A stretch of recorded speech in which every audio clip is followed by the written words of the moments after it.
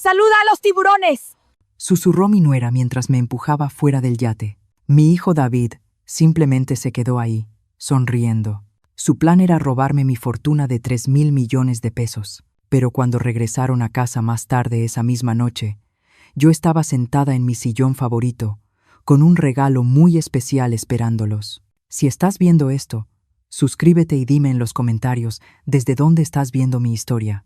Déjame retroceder y contarte cómo una mañana de martes perfectamente normal terminó conmigo cayendo al Golfo de México. Supongo que debí haberlo visto venir, pero, a mis 67 años, todavía creía que la familia significaba algo, que la sangre era más espesa que el agua salada, por decirlo de alguna manera. La mañana había empezado hermosa.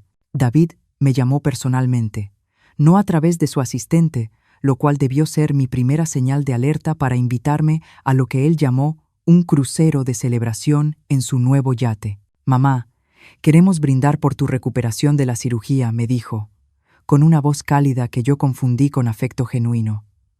Solo nosotros tres, como una familia de verdad. Yo llevaba 6 semanas recuperándome de un reemplazo de cadera y, siendo honesta, estaba desesperada por cualquier señal de que mi hijo y su esposa Vanessa todavía me querían en sus vidas desde que mi esposo Roberto Medina murió hace 2 años, dejándome la fortuna de su imperio tecnológico. Las cosas entre nosotros se habían sentido diferentes, más frías. Así que esa mañana me vestí con cuidado, con mi vestido azul marino, el mismo que Roberto siempre decía que resaltaba mis ojos, y tomé un taxi hacia la marina. El yate era magnífico, una embarcación blanca reluciente que probablemente costó más que la casa de la mayoría de las personas. David me recibió en el muelle con un abrazo que se sintió actuado, mientras Vanessa observaba desde la cubierta, con una sonrisa afilada como vidrio roto. «¿No es hermosa?», preguntó David, señalando el barco.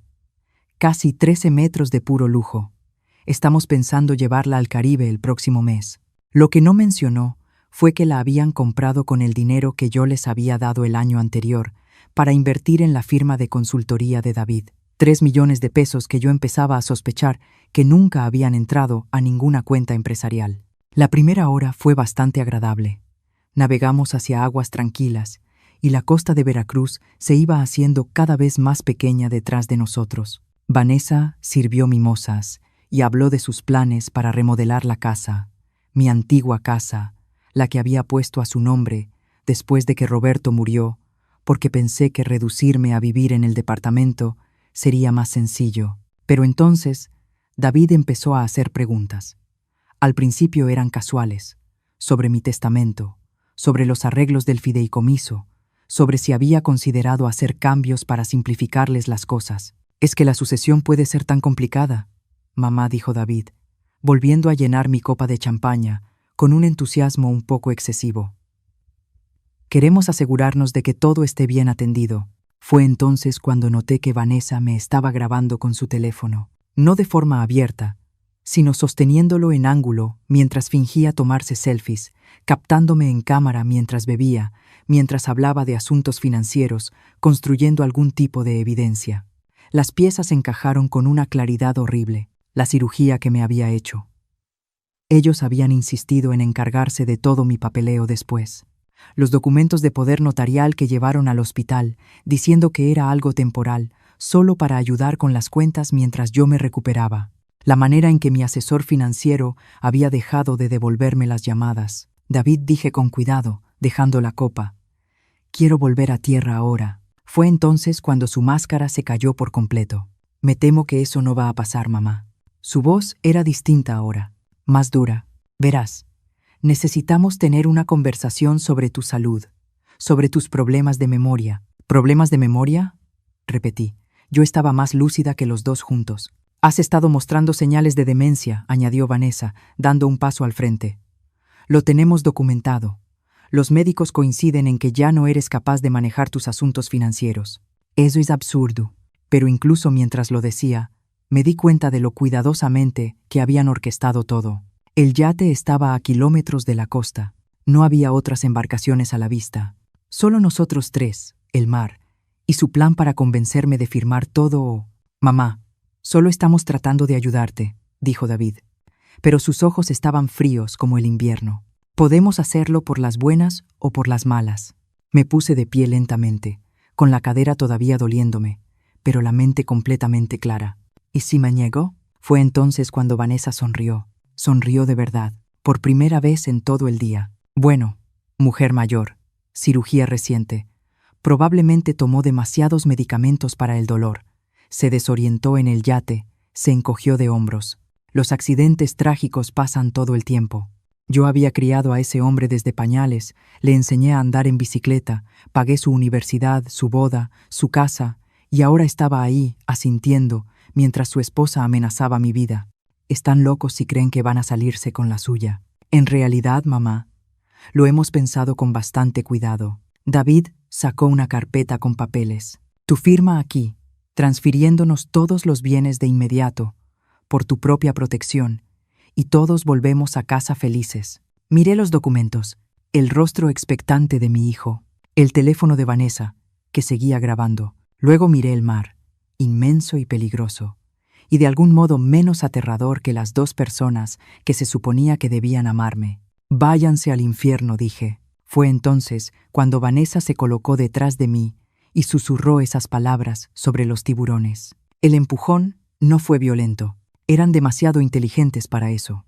Solo un empellón repentino cuando estaba desequilibrada, mirando el agua, y caí, con todo, y mi vestido azul marino, directo al Golfo de México. Al golpear el agua, escuché a David gritar, «¡Mamá!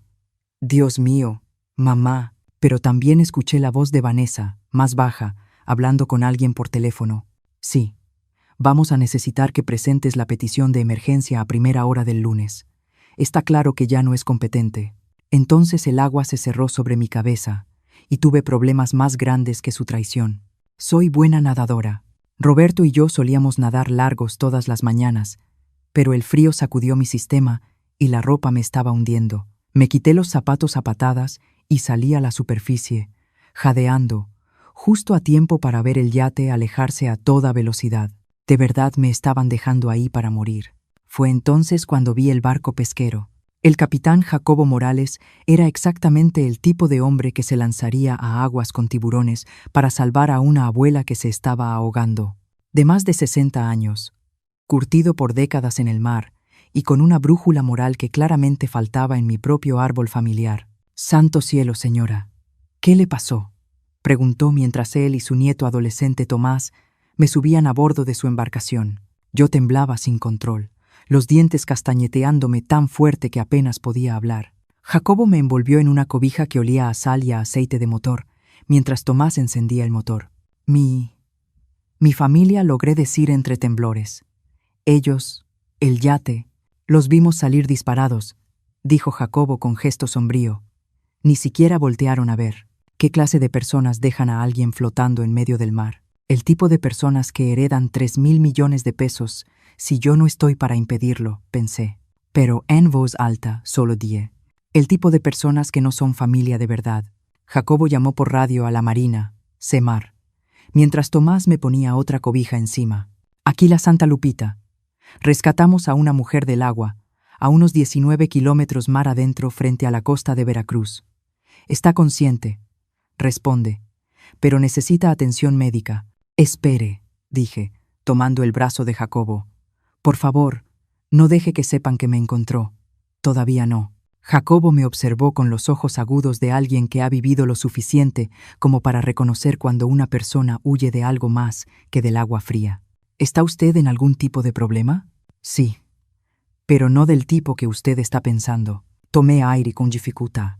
Necesito llegar a tierra sin que nadie sepa que sobreviví.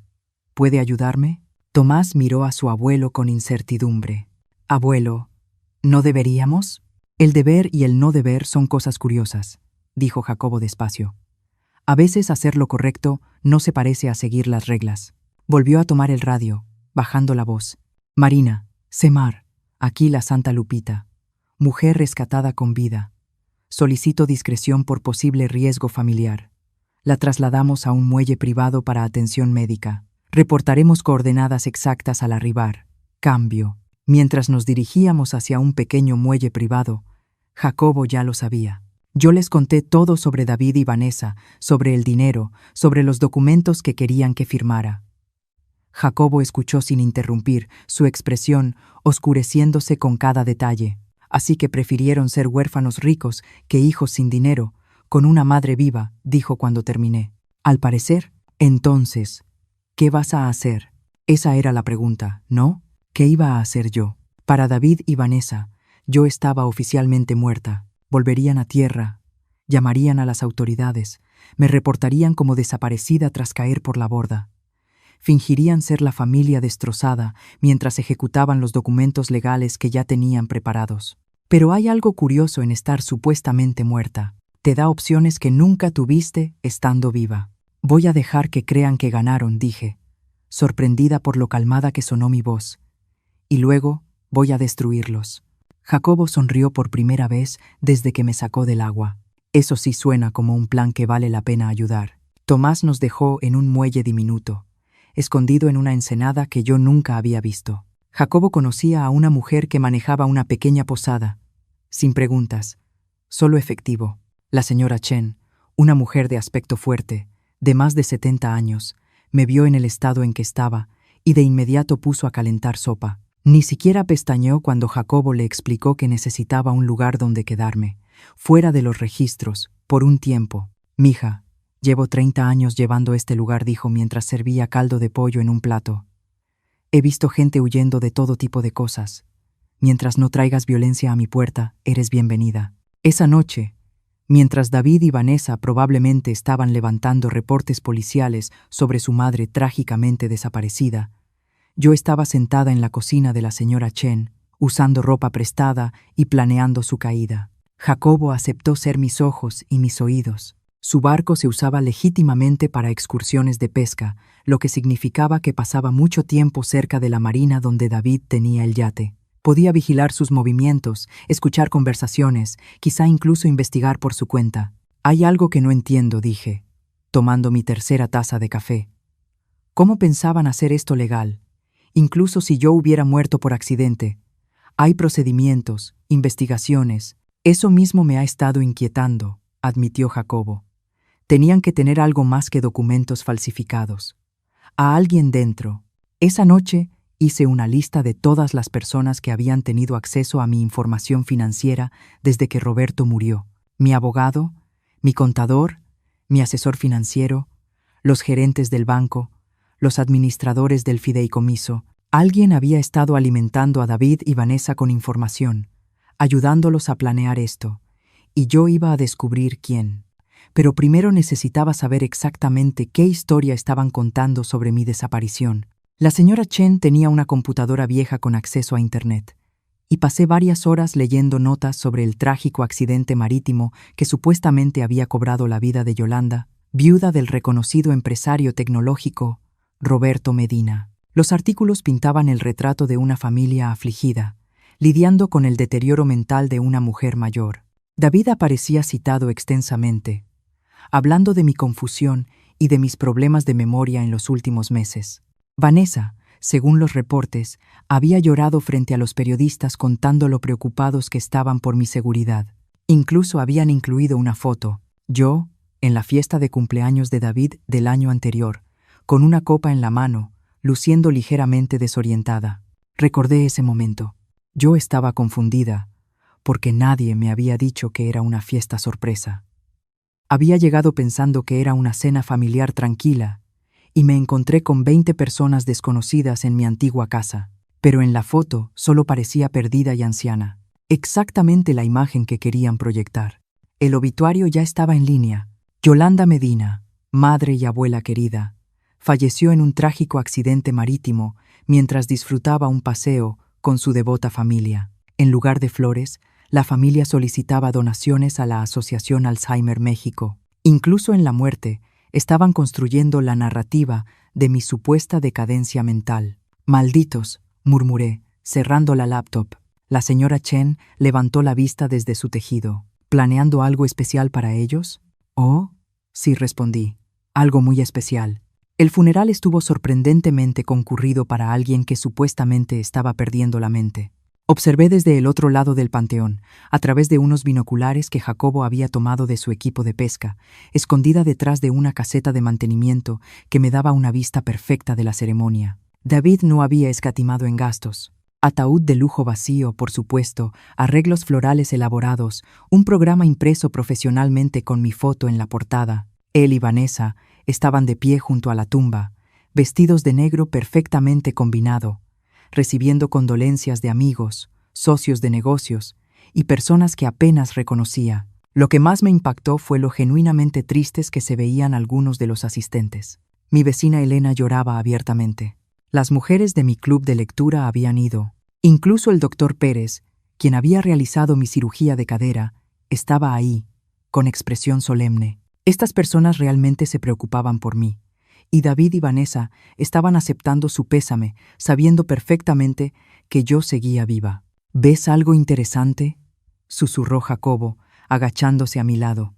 Además de que mi hijo está dando una actuación digna de un Oscar, mira quiénes no están, respondí. Jacobo ajustó sus binoculares. ¿Como quién? Mi asesor financiero, Ricardo Barrenechea. Mi abogada, Patricia Salas. Mi contador, Miguel Torres. Bajé los binoculares y las piezas empezaron a encajar. Las personas que normalmente estarían en el funeral de una clienta con una fortuna de 3.000 millones de pesos no aparecían por ningún lado. Tal vez estaban ocupados con los trámites de la herencia. Tal vez. O tal vez no podían mirar a la gente a los ojos sabiendo que eran parte de este plan. Después del servicio, observé cómo David y Vanessa se movían entre la gente como políticos, estrechando manos, recibiendo abrazos, interpretando sus papeles a la perfección, pero también noté lo rápido que alejaban a cualquiera que empezaba a hacer preguntas detalladas sobre mis últimos días. Esa tarde, Jacobo me llevó de regreso a la casa de la señora Chen en su camioneta, tomando un camino largo para evitar cualquier encuentro inesperado. Llevaba oficialmente 4 días muerta y empezaba a comprender las ventajas únicas de mi situación. Necesito entrar a mi antigua casa, le dije, mientras estacionábamos en la entrada de la señora Chen. Eso suena peligroso. Seguramente ellos están viviendo ahí ahora, ¿no? No respondí. Según los registros de propiedad que revisé esta mañana, se quedaron en su propia casa. La mía ha estado vacía desde que me mudé al departamento el año pasado. Saqué una hoja donde había estado tomando notas. Pero aquí está lo interesante. Alguien ha estado pagando los servicios. Luz, agua, gas. Alguien le ha dado mantenimiento. ¿Y por qué harían eso si no vive nadie ahí? Buena pregunta. Creo que ya es hora de averiguarlo. 2 días después, ya más estable y con la mente completamente clara, tomamos carretera de madrugada. Jacobo conocía rutas largas y discretas, lejos de casetas y paradas donde alguien pudiera reconocerme. Viajamos casi sin hablar, deteniéndonos solo lo necesario. Cuando el cielo empezaba a aclarar, ya estábamos entrando a la Ciudad de México. Nadie sabía que yo seguía viva. Esa noche, Jacobo me dejó a 3 cuadras de mi antigua casa, en una colonia tradicional y tranquila de la Ciudad de México, la casa donde viví con Roberto durante 35 años, donde crié a David, donde organizamos incontables cenas y celebraciones familiares, la casa que le cedí a mi hijo porque creí que la familia significaba algo. Ya había pasado la medianoche y la calle estaba en silencio, salvo por algún coche que pasaba de vez en cuando. Aún conservaba mi llave. A David nunca se le ocurrió pedírmela de vuelta. Rodeé la casa y entré por la puerta trasera como una delincuente irrumpiendo en su propio hogar. La casa se sentía distinta, no exactamente vacía, sino incorrecta. Recorrí las habitaciones conocidas usando la linterna que Jacobo me había dado, cuidando de no acercarme a las ventanas que daban a la calle. Los muebles de la sala estaban cubiertos con sábanas, pero pude ver que habían añadido piezas nuevas, piezas caras, un sofá de piel que costaba más que el coche de la mayoría de las personas, un centro de entretenimiento que definitivamente no estaba ahí cuando yo vivía en la casa. En la cocina, el refrigerador no estaba abastecido con lo básico de una casa que se visita de vez en cuando, sino con comida fresca, comida cara, quesos importados, verduras orgánicas, productos de primera calidad que indicaban que alguien estaba viviendo ahí de forma regular. Pero fue en el despacho, el antiguo estudio de Roberto, donde encontré lo que realmente estaba buscando. El escritorio estaba cubierto de documentos, papeles legales, estados financieros y, lo más incriminatorio de todo, una línea de tiempo detallada de lo que ellos llamaban el Proyecto Yolanda, mi propio nombre convertido en una clave para mi eliminación. Fotografié todo con la cámara desechable que Jacobo me había dado, con las manos temblándome de rabia mientras leía sus planes. Llevaban más de un año trabajando en esto, documentando cuidadosamente lo que ellos llamaban señales de mi deterioro mental, visitas médicas donde me habían preparado para que pareciera confundida, situaciones sociales diseñadas para que me viera desorientada, la foto del cumpleaños en el periódico. Habían hecho a propósito que yo no supiera que era una fiesta sorpresa, y luego captaron mi reacción confundida. El error con los medicamentos de hace 3 meses, que me llevó a urgencias. Ellos habían cambiado mis frascos de medicinas. Cada momento de confusión, cada ocasión en la que parecía desubicada u olvidadiza, había sido cuidadosamente planeado y documentado como evidencia de demencia. Pero el documento más escalofriante fue una carta firmada solo con las iniciales MT, aparentemente uno de sus cómplices. La línea de tiempo debe acelerarse. Yolanda ha estado haciendo demasiadas preguntas sobre los documentos de poder notarial. Si se vuelve desconfiada y acude a un abogado por su cuenta, todo se viene abajo. Recomiendo pasar a la fase 3 dentro de las próximas 2 semanas. La fase 3, según la línea de tiempo, era mi muerte. Estaba fotografiando el último documento cuando escuché el portazo de un coche afuera. Las luces de los faros cruzaron las ventanas frontales y oí voces acercándose a la puerta principal. David y Vanessa regresaban a casa después de su actuación de duelo. Recogí mis cosas a toda prisa y me dirigí hacia la puerta trasera, pero alcancé a escuchar su conversación mientras entraban. ¿Crees que la señora Pineda se lo creyó? Estaba llorando demasiado como para pensar con claridad. Además, ¿qué va a investigar? Mamá se cayó de un barco. Pasa todo el tiempo. ¿Y el testamento? ¿Cuánto falta para que se abra la sucesión? El lunes. MT dice que tendremos acceso completo a las cuentas en 6 semanas. Salí sigilosamente por la puerta trasera y me metí al jardín, con el corazón latiéndome con fuerza. Pero cuando avancé por el costado de la casa hacia la calle, escuché algo que me dejó helada. Un bebé llorando. Había un bebé en mi antigua casa. David y Vanessa nunca habían mencionado tener un hijo, lo que significaba que había mucho más en esta historia de lo que yo había entendido. El bebé lo cambiaba todo. Agachada detrás de los rosales que yo misma había plantado hace 20 años, escuchando el llanto de un recién nacido dentro de la que alguna vez fue mi casa, comprendí que esto no era solo por mi dinero, era algo mucho más grande. Jacobo me recogió en la esquina 15 minutos después, y yo seguía temblando cuando subí a su camioneta. «Pareces haber visto un fantasma», dijo. «Peor», respondí. «He visto a mi reemplazo». Le conté del bebé, de los documentos, de ese misterioso MT que parecía estar orquestándolo todo. «¿Un bebé?», repitió Jacobo despacio. «Nunca mencionaron tener un hijo. Nunca. Y David siempre decía que él y Vanessa no estaban listos para ser padres, que estaban demasiado concentrados en sus carreras». Saqué la cámara desechable. «Necesito revelar estas fotos, pero no en ningún lugar donde puedan tener contactos». Jacobo conocía a un hombre en la costa de Veracruz que tenía un local de revelado rápido y no hacía preguntas. Mientras esperábamos las fotos, nos sentamos en la camioneta de Jacobo, tomando café de una gasolinera y tratando de armar el rompecabezas. «Así que llevan más de un año planeando esto», dijo Jacobo, revisando mis notas, «haciéndote parecer incompetente de forma sistemática, documentándolo todo, metiendo a alguien dentro de tu equipo financiero para ayudarlos. Y ahora hay un bebé de por medio», añadí, «lo que significa que o han estado mintiendo sobre tener hijos o…». Me detuve. Otra posibilidad acababa de cruzar mi mente. «O el bebé no es suyo». «¿Qué quieres decir? Piénsalo. Si han estado planeando robar mi fortuna, querrían asegurarse de tener un heredero legítimo, alguien que heredara todo si algo les pasaba. Pero necesitarían un niño con la línea de sangre correcta, con el derecho legal adecuado». Jacobo me miró con preocupación. «¿Crees que robaron un bebé? Creo que hicieron algo. Y creo que MT, quien sea que sea, es la clave para entender que…». Las fotos fueron devastadoras cuando estuvieron listas. Pruebas claras de una conspiración de más de un año, con líneas de tiempo, reportes médicos falsos y proyecciones financieras que mostraban cómo planeaban gastar mi dinero. Pero la foto más perturbadora fue la última. Un acta de nacimiento que casi se me pasa por alto, escondida debajo de otros papeles. Bebé Medina, nacido hace 3 semanas. Madre, Vanessa Medina.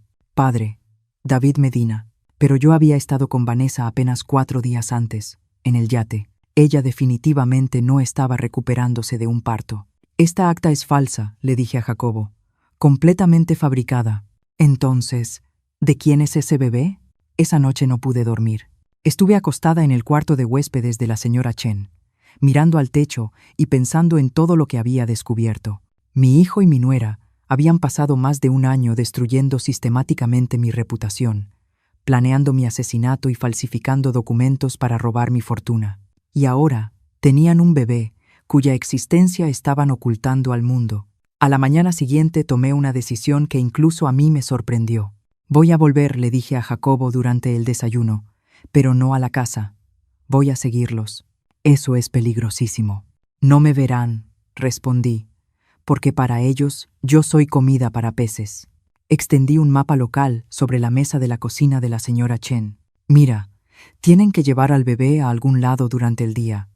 Guardería, niñera, algo. Los bebés no desaparecen 8 horas mientras sus padres fingen ser una familia en duelo. Jacobo estudió el mapa con duda. ¿Y qué esperas encontrar? La verdad sobre ese bebé, y con suerte, la identidad de MT. La señora Chen, que había estado escuchando en silencio mientras lavaba los platos, por fin habló. Hay un investigador privado en la ciudad que me debe un favor. Profesional, discreto y muy bueno siguiendo gente sin ser visto. No puedo involucrar a nadie más, protesté. Cariño, dijo la señora Chen, secándose las manos con un trapo. Ya pasaste el punto en el que puedes manejar esto sola. Estas personas intentaron matarte. No van a dudar en intentarlo de nuevo si descubren que sigues viva. Tenía razón, por supuesto, pero contratar a un investigador privado significaba admitirle a más personas que yo no estaba realmente muerta. Significaba ampliar el círculo de quienes conocían mi secreto. ¿Qué clase de favor te debe ese investigador?, pregunté. La señora Chen sonrió con misterio. Del tipo en el que mi nieto no terminó en la cárcel por una estupidez que hizo cuando tenía 22 años. Investigador privado, Daniel Cruz, ex policía, muy confiable y excelente para hacer desaparecer problemas. Regresamos a Veracruz esa misma noche, usando el mismo cuidado con el que habíamos salido. Para el mediodía, yo estaba sentada en la pequeña oficina de Daniel Cruz, arriba de una tortería en el centro de Veracruz, contando mi historia por 3ª vez en una semana. Daniel rondaba los 50 años, con el cabello encanecido antes de tiempo y esos ojos atentos que no se le escapaba nada. Entonces resumió cuando terminé. Quiere que siga a su hijo y a su nuera, averigüe lo del bebé misterioso e identifique a su cómplice. ¿Correcto? Así es.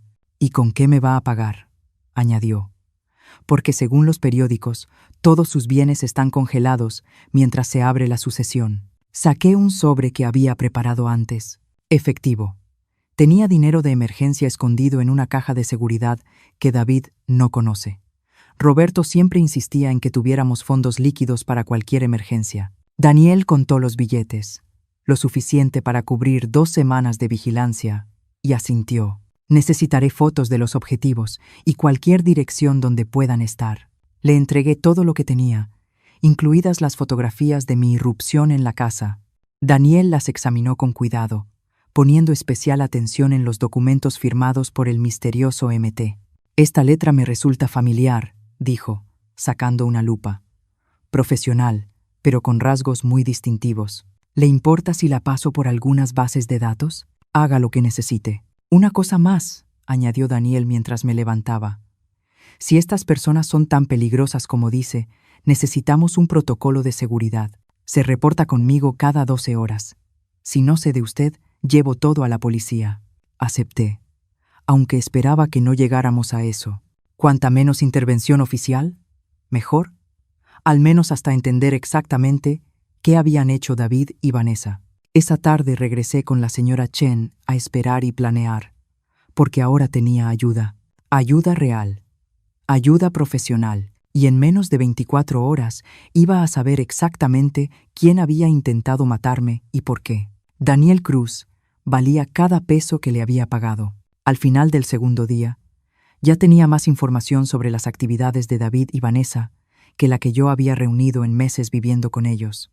Su hijo ha estado muy ocupado desde que usted murió, dijo Daniel, extendiendo fotografías sobre la mesa de la cocina de la señora Chen. Varias reuniones con abogados, 2 visitas al banco y 3 viajes distintos a una clínica médica privada fuera de la ciudad. ¿Clínica médica?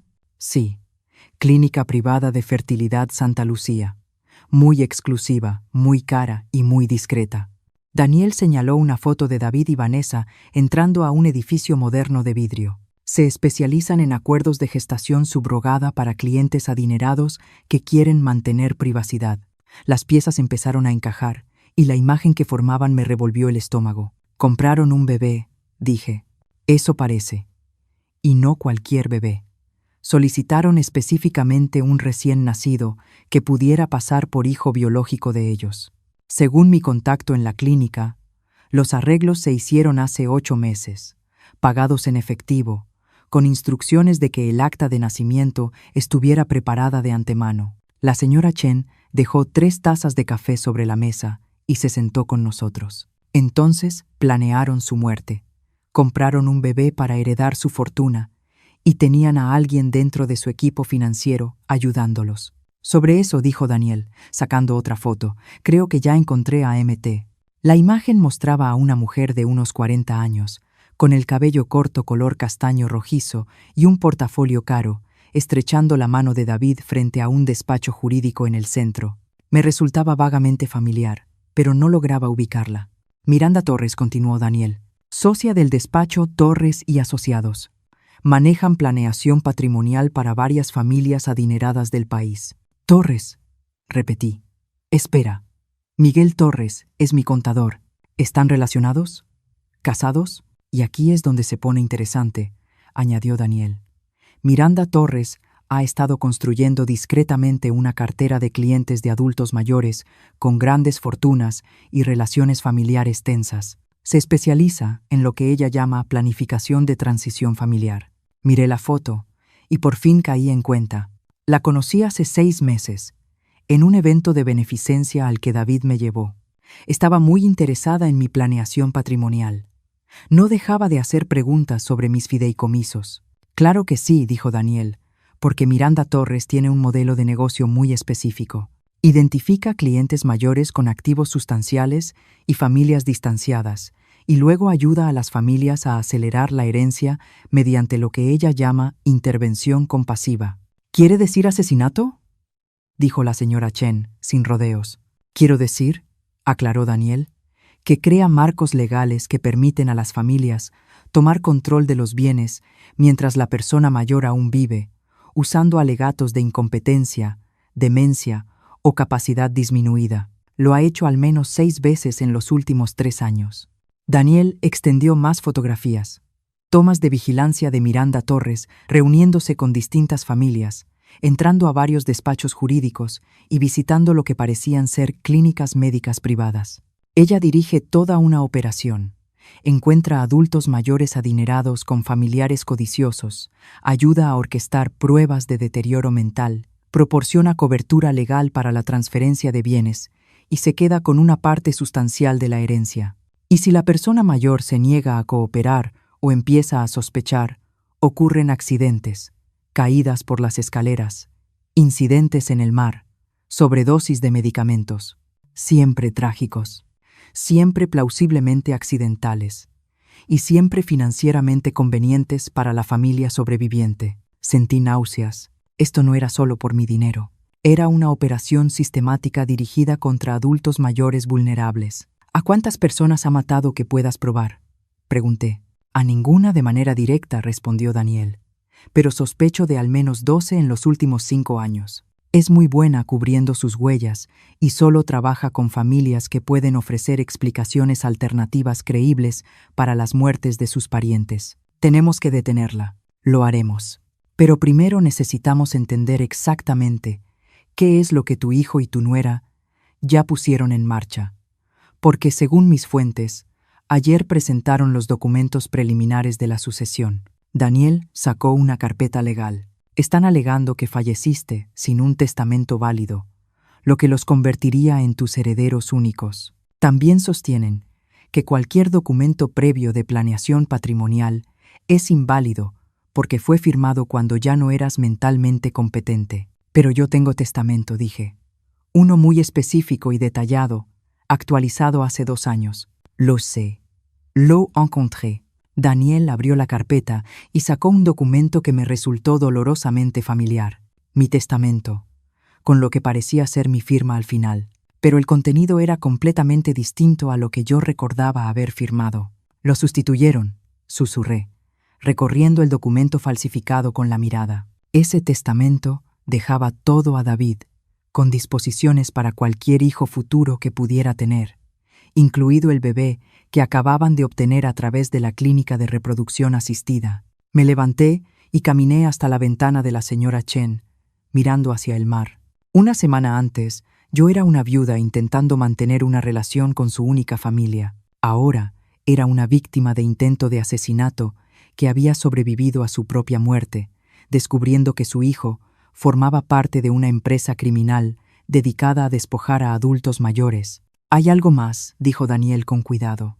«Sobre el bebé». Me volví para mirarlo. La madre biológica era una chica de 17 años llamada Sara Colín. Había huido de Oaxaca, sin familia, sin red de apoyo.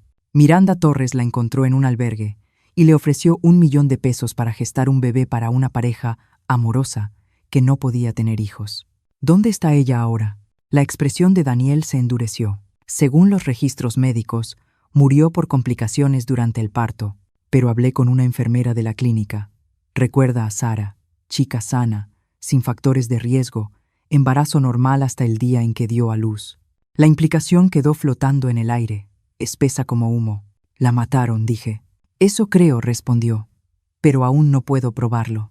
Daniel reunió sus fotografías. Lo que sí puedo probar es que tu hijo y tu nuera forman parte de una organización criminal que ha estado asesinando sistemáticamente a adultos mayores para quedarse con su dinero. Y mañana por la mañana se van a reunir con Miranda Torres para finalizar la transferencia legal de tus bienes. Volví a sentarme, con la mente acelerada. ¿Dónde? En la oficina de Torres, en el centro. A las 10 de la mañana, miré a la señora Chen, luego a Daniel, luego las fotos sobre la mesa, mostrando a mi hijo estrechando la mano de una asesina profesional. Entonces supongo que es hora de que Yolanda regrese de entre los muertos. La parte más difícil de planear tu regreso del más allá es decidir qué público recibe el impacto primero. Podía enfrentar a David y Vanessa en privado, darles la oportunidad de explicarse, aunque eso implicaba asumir que merecían una explicación. O podía hacer pública mi resurrección y permitir que descubrieran que estaba viva del mismo modo que lo haría el resto del mundo. Elegí una tercera opción, el acecho estratégico. ¿Quieres qué?, preguntó Daniel cuando le expliqué el plan. Quiero que sepan que estoy viva, pero que no sepan cuánto sé sobre su operación. Quiero que tengan miedo, que se desequilibren, que cometan errores. La señora Chen asintió con aprobación. Guerra psicológica. Me gusta. El plan era simple, pero eficaz. Mientras David, Vanessa y Miranda Torres estaban en su reunión en el centro, repartiendo mis bienes, yo haría notar mi presencia de maneras más sutiles. Daniel había descubierto que durante el día mantenían al bebé en la casa de David, al cuidado de una enfermera privada contratada a través de una empresa fachada de Miranda Torres. La enfermera, una mujer llamada Carolina Pérez, no tenía idea de que cuidaba a un bebé que había sido, en esencia, comprado mediante la muerte de su madre adolescente. Carolina es buena persona, me aseguró Daniel tras revisar sus antecedentes. Madre soltera, licenciada en enfermería, expediente limpio. Probablemente cree que está ayudando a una familia legítima con el cuidado de su hijo. Entonces merece saber la verdad. Esa mañana, mientras David y Vanessa estaban en el centro borrándome legalmente de la existencia, yo estaba de pie en el pórtico de mi antigua casa y toqué el timbre. Carolina Pérez era más joven de lo que yo esperaba, tal vez de 35 años, con ojos cansados y una calidez genuina. Abrió la puerta, sosteniendo un biberón, y vestida con pijama médica, cubierta de animalitos de caricatura. ¿En qué puedo ayudarla?, preguntó. Hola, Carolina. Mi nombre es Yolanda. Creo que usted está cuidando a mi nieto. La sangre se le fue del rostro. Ella conocía ese nombre. Había estado en todas las noticias durante la última semana. La viuda adinerada que murió en un accidente marítimo. ¿Usted está muerta? Sí, he leído eso, respondí. He estado leyendo. Una historia fascinante, aunque no del todo exacta. Sonreí con suavidad. ¿Puedo pasar? Creo que necesitamos hablar. Carolina dio un paso atrás, todavía mirándome como si en verdad estuviera viendo un fantasma. Pero, en los periódicos, en las noticias, su hijo dijo. Mi hijo ha dicho muchas cosas. Al parecer la interrumpí. No todas son verdad. La seguí hasta la sala. Mi antigua sala. Un bebé estaba sentado en una mecedora, balbuceando contento. Oh, susurré al verlo por primera vez. Oh, qué cosa tan hermosa. El bebé era perfecto, de unas 3 semanas de nacido, con cabello oscuro y ojos cafés serios. Vestía ropa cara, y la habitación estaba llena de equipo para bebé de alta gama que debía haber costado cientos de miles de pesos. ¿Cómo se llama?, pregunté, sentándome junto a la mecedora. Acta de nacimiento. Bebé Medina, dijo Carolina automáticamente, y luego se detuvo. Quiero decir, dijeron que se iba a llamar Roberto Jr., como su abuelo, pero aún no lo han decidido. No lo han decidido, porque no lo conocen lo suficiente para ponerle nombre, dije en voz baja, porque en realidad no es su bebé, ¿verdad? Carolina se dejó caer en el sillón. No entiendo qué está pasando. Usted se supone que está muerta. Y David y Vanessa se supone que son padres en duelo que necesitaban ayuda con su recién nacido mientras resolvían asuntos familiares. Carolina, necesito que me escuche con muchísima atención. Este bebé no es el hijo biológico de David y Vanessa. Lo compraron mediante un acuerdo ilegal de gestación subrogada que terminó con la muerte de su madre biológica. Y hace 6 días intentaron asesinarme para robar mi herencia y criar a este niño como su heredero.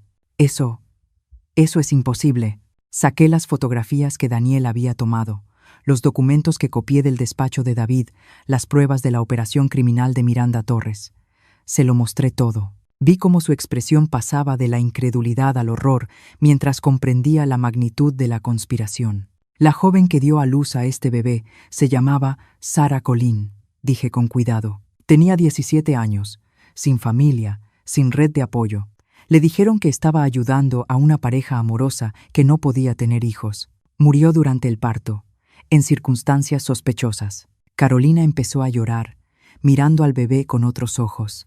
Entonces, es un huérfano. Sí, y si David y Vanessa se salen con la suya, crecerá creyendo que ellos son sus padres, sin saber nunca que su verdadera madre murió para darle la vida. ¿Qué quiere que haga?, preguntó, con la voz rota.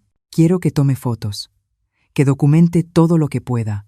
Cómo lo tratan, qué le han dicho, quién más está involucrado. Y luego quiero que me ayude a asegurarme de que este niño crezca sabiendo la verdad sobre su origen. Carolina se secó las lágrimas y asintió. Su verdadero nombre debería ser Roberto Sara Medina, por su abuelo y por su madre biológica.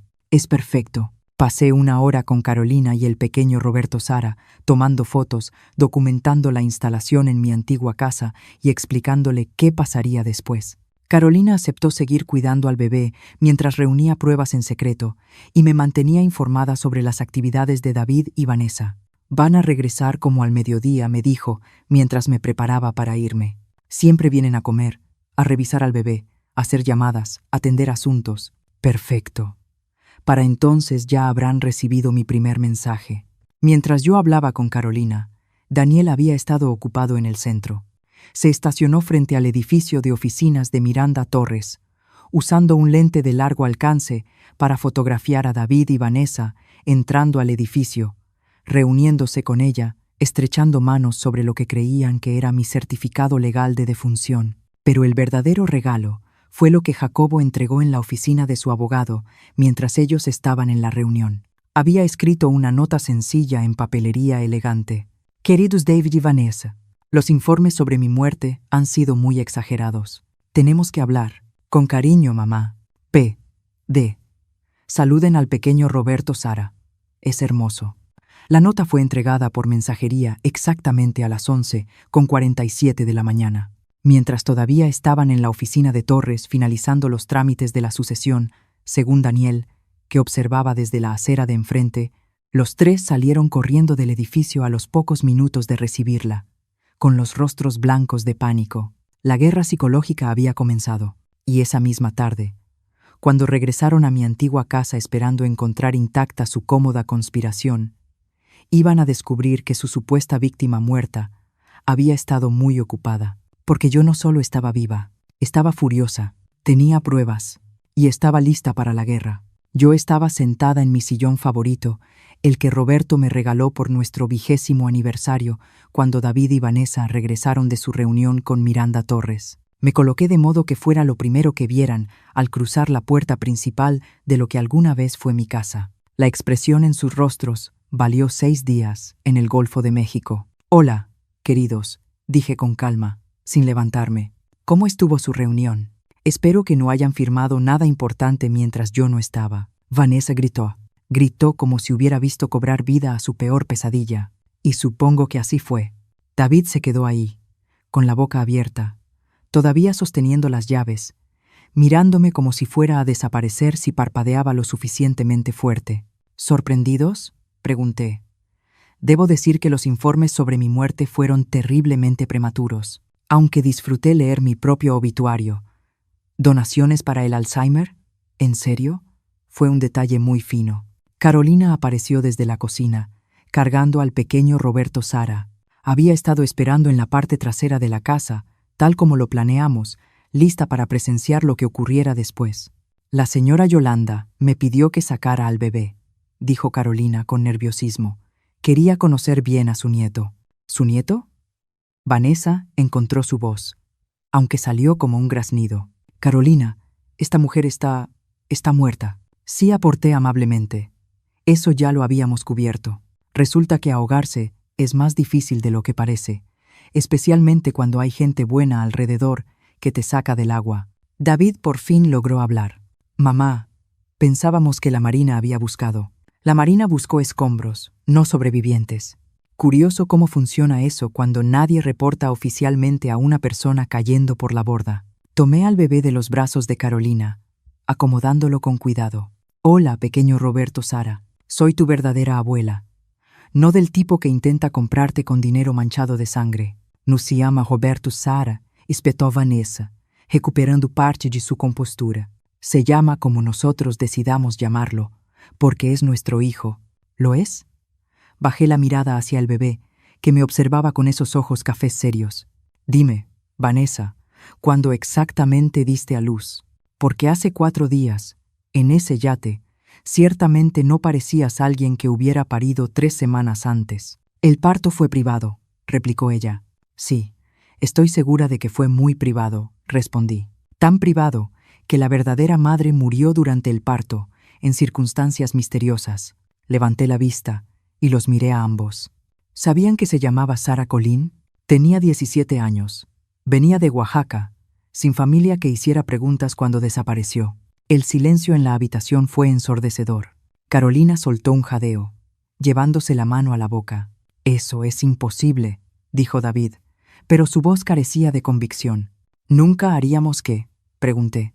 ¿Nunca conspirar con Miranda Torres para manejar una operación ilegal de gestación? ¿Nunca destruir sistemáticamente la reputación de una mujer mayor para robarle su fortuna? ¿Nunca empujar a tu propia madre desde un yate y dejarla morir? Me puse de pie lentamente sin soltar al bebé. ¿Cuál de esas cosas exactamente es la que nunca harías, David?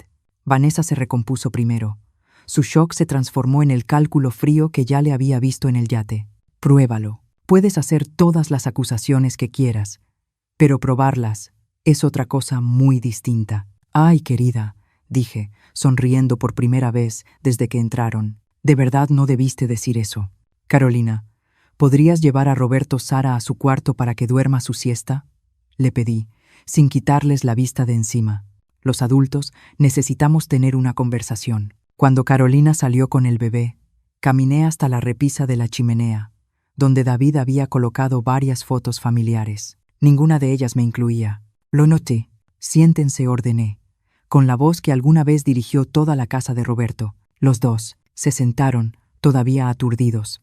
Déjenme contarles qué he estado haciendo esta última semana, mientras ustedes planeaban mi funeral y se repartían mis bienes.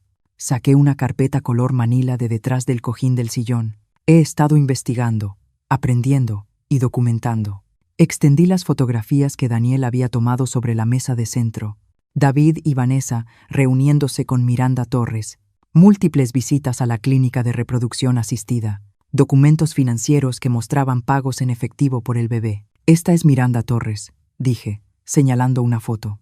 Se especializa en ayudar a familias como ustedes a acelerar sus herencias mediante lo que ella llama intervención compasiva. En español claro, ayuda a parientes codiciosos a matar adultos mayores por su dinero. Eso es ridículo, dijo Vanessa, aunque miraba las fotos con creciente alarma. ¿Lo es? Continué. Tengo documentación de al menos 6 casos más en los que Miranda Torres proporcionó cobertura legal a familias que querían ver muertos a sus parientes mayores. 6 familias distintas con accidentes convenientes después de supuestos signos de deterioro mental que luego se comprobó que habían sido inducidos. Saqué otro conjunto de documentos, como el caso de Elena Salgado, 73 años, que cayó por las escaleras de su propia casa 3 semanas después de que su hijo empezara a agregar sedantes a su té nocturno. El hijo heredó 40 millones de pesos. David estaba pálido. Mamá, te estás asustando con teorías de conspiración. O el caso de Carlos Benítez, 68 años, que murió en un accidente automovilístico después de que su hija convenciera a su médico de ajustar su medicación. Ella heredó 80 millones de pesos. Lo miré directamente. Estas no son teorías, hijo. Son asesinatos. Y tú eres parte de la misma operación. Nunca matamos a nadie, dijo Vanessa con rapidez.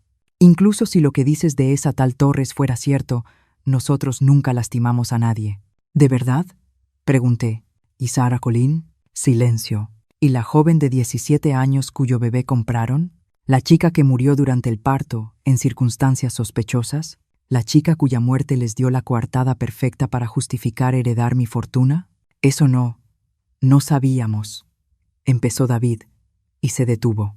¿No sabían que Miranda Torres manejaba un mercado negro de bebés usando adolescentes vulnerables? ¿No sabían que esas chicas casualmente morían durante el parto? ¿No sabían que eran cómplices de homicidio? Saqué otro documento.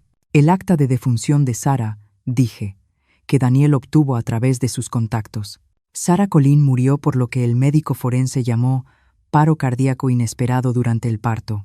Pero, según la enfermera que estuvo presente, Sarah estaba sana, era joven y no mostraba ninguna señal de angustia hasta el momento exacto en que dejó de respirar. Carolina había regresado y estaba de pie en el marco de la puerta, escuchándolo todo. La misma enfermera continué, que le dijo a mi investigador que Miranda Torres estuvo presente durante el parto y que ella misma administró lo que afirmó ser un medicamento rutinario apenas unos minutos antes de que Sarah entrara en paro cardíaco. ¿Tu investigador?, preguntó David con voz débil. Oh, sí. ¿De verdad pensaron que estaba manejando esto sola? Tengo un investigador privado, fotos de vigilancia, registros financieros, documentos médicos y testimonios de múltiples fuentes. Sonreí con frialdad. Y además, tengo algo más que creo que les va a parecer interesante. Caminé hasta lo que antes era el escritorio de Roberto y abrí el cajón superior, sacando una pequeña grabadora digital. He estado grabando toda esta conversación. Cada palabra que han dicho, cada admisión, cada pieza de evidencia que han confirmado. Levanté la grabadora. ¿Sabían que, según la ley, basta con que una de las partes consienta la grabación de una conversación? Y dado que esto ocurre en lo que fue mi casa, creo que califico perfectamente como parte consentidora. Vanessa se puso de pie de un salto. No puedes usar eso en un juicio. Eso es una trampa o algo así. En realidad, respondí, es evidencia. Evidencia de conspiración, fraude y complicidad en homicidio. Evidencia que los puede mandar a prisión por muchísimo tiempo. David por fin encontró su voz. ¿Qué quieres? ¿Qué quiero? Solté una carcajada que no tuvo nada de agradable. Quiero mi dinero de vuelta. Quiero que ese bebé sea adoptado legalmente por una familia que lo ame y que le diga la verdad sobre su madre biológica. Quiero que Miranda Torres sea arrestada por lo que es, una asesina serial. Y quiero que ustedes dos pasen el resto de sus vidas recordando que intentaron asesinar a su propia madre por dinero. ¿Y si cooperamos?, preguntó Vanessa. ¿Si cooperamos? Si cooperan, dije. Podría considerar no presentar cargos por intento de homicidio. Los cargos por fraude, conspiración y complicidad en homicidio ya no dependen de mí. Pero el intento de asesinato, ese sí es mi decisión. Los miré a ambos, a estas dos personas que compartieron mi casa, mi mesa, mis celebraciones familiares, que planearon mi muerte con la misma eficiencia casual con la que otros planean unas vacaciones. Tienen 24 horas para decidir. Eligieron mal. En lugar de confesar, en lugar de cooperar, en lugar de mostrar siquiera una pizca de remordimiento por haber intentado matarme, David y Vanessa decidieron redoblar su apuesta. Me enteré a las 6 de la mañana siguiente, cuando Daniel Cruz llamó con una advertencia urgente al hospedaje de la señora Chen. Se están moviendo rápido, dijo sin rodeos.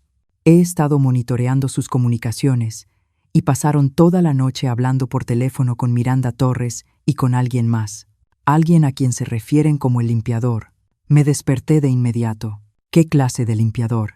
Del tipo que hace que los problemas desaparezcan, permanentemente. Están planeando matarte otra vez, y esta vez quieren asegurarse de que el cuerpo aparezca, para que no haya ninguna duda sobre tu muerte. La señora Chen, que escuchaba desde la puerta de la cocina, empezó a hacer llamadas de inmediato. En 15 minutos, Jacobo Morales estaba en la puerta con su camioneta, y nos estábamos evacuando hacia una casa segura que Daniel había preparado. ¿Cuánto tiempo tenemos?, pregunté mientras avanzábamos por la oscuridad previa al amanecer. No mucho. El limpiador que contrataron llega esta mañana en avión. ¿De dónde? De fuera del país. Según mis fuentes, se especializa en hacer que los asesinatos parezcan accidentes y tiene un historial perfecto. La casa segura era una pequeña cabaña en una isla privada, accesible solo por lancha. Jacobo conocía al dueño, otro pescador que le debía favores y no hacía preguntas. Llegamos justo cuando el sol empezaba a salir sobre el Golfo de México. Esto es una locura, dije, sentada a la mesa de la cocina con una taza de café, intentando procesar lo que estaba pasando. Mi propio hijo contrató a un asesino profesional para matarme. La gente hace cosas terribles por dinero, dijo Jacobo con tono sombrío, pero no vamos a dejar que se salgan con la suya. Daniel llegó una hora después con noticias aún más inquietantes. Es peor de lo que pensábamos. Miranda Torres no solo maneja un esquema de asesinatos por herencias, es parte de una red mucho más grande. Extendió fotografías y documentos sobre la mesa. Han estado apuntando a adultos mayores adinerados en distintas partes del país durante años. He identificado al menos 20 muertes sospechosas en los últimos 5 años. Todos adultos mayores con grandes fortunas, todos con familiares codiciosos, todos declarados accidentes o muertes naturales a pesar de circunstancias que debieron haber provocado investigaciones. ¿Cómo se salen con la suya?, pregunté. Tienen gente dentro del sistema, médicos forenses, policías, funcionarios judiciales. No es solo un asunto familiar, es crimen organizado, con un grupo demográfico muy específico como objetivo. La señora Chen, que había insistido en acompañarnos pese al peligro, estudiaba las fotografías con una mirada aguda. Esta mujer, dijo ella, señalando una fotografía de vigilancia. Ya la he visto antes. ¿Dónde? En el hospital donde hago voluntariado. Estuvo ahí hace 6 meses, haciendo preguntas sobre pacientes adultos mayores que no recibían visitas familiares. Dijo que era de algún tipo de agencia de servicios sociales. Daniel y yo intercambiamos miradas. Estaba buscando posibles objetivos. Y ahora vienen por ti, dijo Jacobo, porque eres la primera persona que sobrevivió a su operación y puede testificar sobre lo que hacen. Entonces tenemos que asegurarnos de que mi testimonio se escuche antes de que tengan oportunidad de silenciarme. Pasé el resto de esa mañana escribiéndolo todo. Cada detalle de la traición de David y Vanessa, cada prueba que habíamos reunido sobre la operación de Miranda Torres, cada nombre, cada fecha, cada transacción que lograba recordar. Si algo me pasaba, al menos la verdad sobreviviría. Pero cerca del mediodía, el teléfono de Daniel sonó con una noticia que lo cambió todo. Encontraron al limpiador, dijo después de colgar, muerto en su habitación de hotel. Un solo disparo en la cabeza. Ejecución profesional. ¿Qué significa eso? Significa que Miranda Torres está limpiando la casa. Cualquiera que pueda vincularla con la red de asesinatos está siendo eliminado, incluidos, potencialmente, tu hijo y tu nuera. La idea de que David pudiera ser asesinado debería haberme aterrorizado. En lugar de eso, sentí una satisfacción fría que me sorprendió por su intensidad. Bien, dije. Que sepan lo que se siente ser traicionados por alguien en quien confiaban. Pero Jacobo negó con la cabeza. No lo entiendes, Yolanda. Si Torres está eliminando testigos, eso te incluye a ti, pero también incluye a ese bebé, un recién nacido huérfano, sin tutores legales. Es un cabo suelto que ella no puede permitirse. Se me heló la sangre. Roberto Sara va a mandarlo matar también. Hará que parezca un accidente trágico, una fuga de monóxido, un incendio en la casa, algo que elimine la evidencia junto con el testigo. Me levanté tan rápido que tiré mi taza de café. Tenemos que sacarlo de ahí. Es demasiado peligroso. Estarán vigilando tu antigua casa, advirtió Daniel, esperando a que aparezcas. Entonces supongo que tendré que darles exactamente lo que están esperando. El plan era simple, y por eso mismo aterrador. Yo me entregaría a David y Vanessa, dejaría que pensaran que habían ganado y confiaría en que Daniel y Jacobo estarían en posición para rescatarnos a mí y al pequeño Roberto Sara cuando Miranda Torres apareciera para limpiar. Este es el plan más estúpido que he escuchado en mi vida, dijo la señora Chen mientras nos preparábamos para regresar al continente. Es la única forma de salvar a ese bebé, respondí, revisando los dispositivos de grabación ocultos que Daniel me había dado y de reunir pruebas suficientes para acabar con toda la operación de Torres. Daniel había estado monitoreando las comunicaciones toda la mañana. Miranda Torres venía en camino, planeando llegar a mi antigua casa al anochecer. A David y Vanessa se les había indicado que me mantuvieran ahí con vida, para que Torres pudiera interrogarme sobre lo que sabía antes de organizar mi accidente final. «Creen que voy a intercambiar mi vida por el bebé», le dije a Jacobo, mientras su lancha se acercaba al muelle. «No tienen idea de que llevo días planeando esto. Los dispositivos de grabación estaban ocultos por toda mi antigua casa, colocados por Carolina Pérez, mientras David y Vanessa estaban fuera haciendo arreglos con Torres. Carolina también había colocado cámaras en puntos estratégicos y se escondería en el sótano con Roberto Sara, lista para escapar por la antigua entrada de servicio si algo salía mal. «¿Estás segura de esto?», preguntó Jacobo al llegar al muelle. «Estoy segura de que, si no lo hago, un bebé inocente va a morir por la codicia de mi propio hijo. Y con eso no puedo vivir». Caminé hasta la puerta principal de mi antigua casa exactamente a las 6 en punto. Tal como se acordó, David abrió, demacrado y asustado. «Mamá», dijo, y por un instante escuché en su voz al niño que había criado, amado y por el que me había sacrificado. «Hola, David. Estoy aquí, como prometí». Vanessa caminaba de un lado a otro en la sala, su compostura habitual completamente destruida. «Va a llegar pronto», dijo sin mirarme. «Miranda Torres. Quiere hablar contigo». «Estoy segura de que sí». «Mamá», empezó David, y se detuvo. «Nunca quise que esto llegara tan lejos». «Pero dejaste que llegara», respondí con calma. «Dejaste que llegara tan lejos, porque 3.000 millones de pesos valían más para ti que la vida de tu madre». No pudo sostenerme la mirada. Miranda Torres llegó puntualmente a las 7 en punto. Era más pequeña de lo que esperaba, una mujer pulcra y profesional, que bien podría haber sido la contadora o la abogada de cualquiera. «Señora Yolanda», dijo con una sonrisa cortés, extendiendo la mano como si estuviéramos en un cóctel. «Me alegra mucho que haya sobrevivido a su accidente en el mar. Tenemos mucho de qué hablar». «Estoy segura de que sí». Se sentó frente a mí, en lo que antes había sido mi propia sala, abrió un portafolio de piel y comenzó a hablar como si estuviéramos negociando un contrato empresarial. «Ha causado bastantes problemas a mis clientes», dijo. «David y Vanessa siguieron mis instrucciones al pie de la letra. Y aún así, aquí está usted, muy viva y aparentemente bien informada sobre asuntos que no le incumben. El asesinato sí me incumbe, respondí, sobre todo cuando se trata del mío. Prefiero pensar en lo que hacemos como una aceleración de la planeación patrimonial, dijo con una sonrisa fría, ayudando a las familias a acceder a herencias que, de otro modo, quedarían atrapadas durante años en largos procesos sucesorios. ¿Y las personas mayores que usted mata?, pregunté. ¿Qué servicio les brinda a ellas? Paz respondió, el fin de la confusión y el miedo que acompañan al deterioro cognitivo relacionado con la edad. Una muerte digna que permite a sus familias recordarlos como eran, no como se convierten.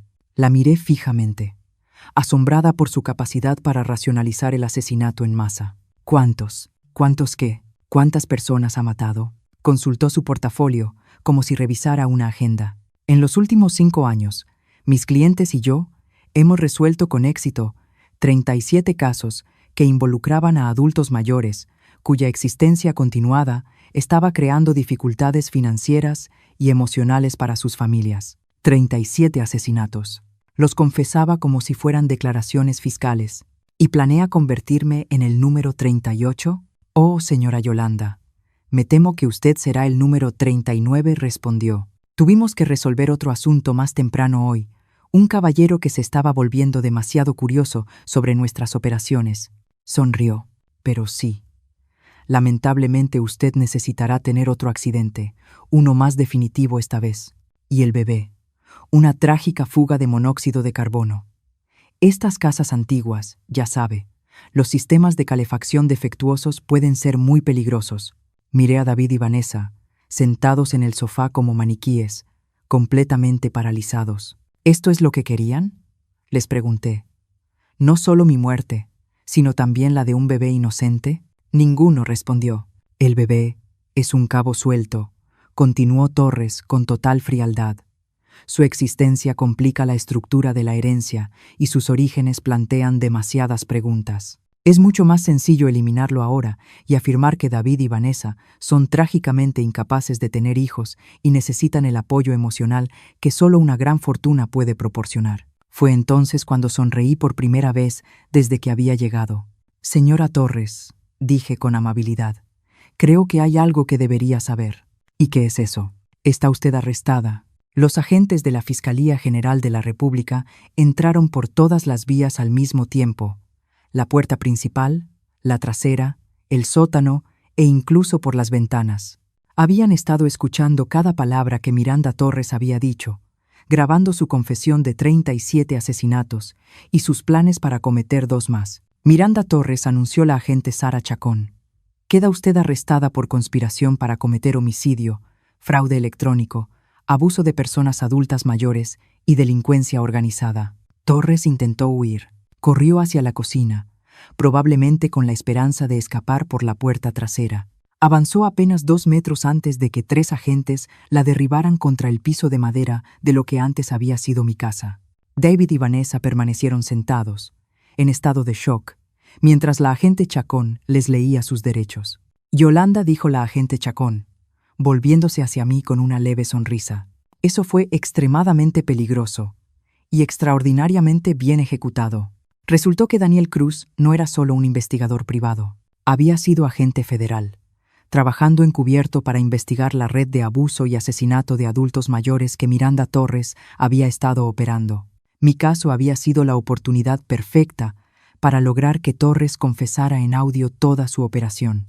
La hemos estado siguiendo durante 2 años, explicó la agente Chacón, mientras la casa se llenaba de peritos.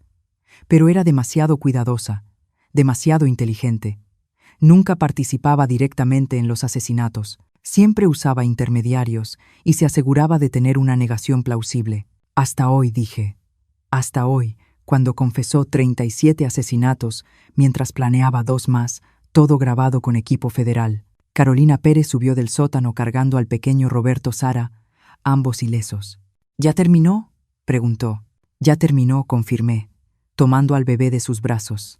Al menos, la parte peligrosa ya terminó. La parte legal tomó meses. David y Vanessa fueron acusados de conspiración para cometer homicidio, fraude, abuso de adultos mayores y complicidad en homicidio por la muerte de Sarah Colleen. Ambos aceptaron acuerdos de culpabilidad, 25 años para David y 20 años para Vanessa. Miranda Torres fue a juicio y fue declarada culpable en todos los cargos. Cadena perpetua, sin posibilidad de libertad condicional. La red que había construido fue desmantelada durante el año siguiente. 17 conspiradores más fueron arrestados, incluidos médicos forenses corruptos, abogados de sucesiones y familiares que habían participado en los asesinatos.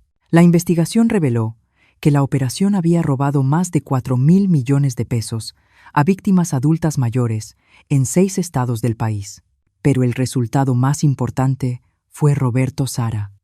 Lo adopté legalmente con el pleno respaldo del sistema judicial y de la familia extendida de Sarah Colleen, que fue localizada viviendo en Tijuana, Baja California. Estaban agradecidos de que alguien estuviera dispuesto a criar al hijo de Sarah y a decirle la verdad sobre su valiente madre joven, que había intentado darle una vida mejor.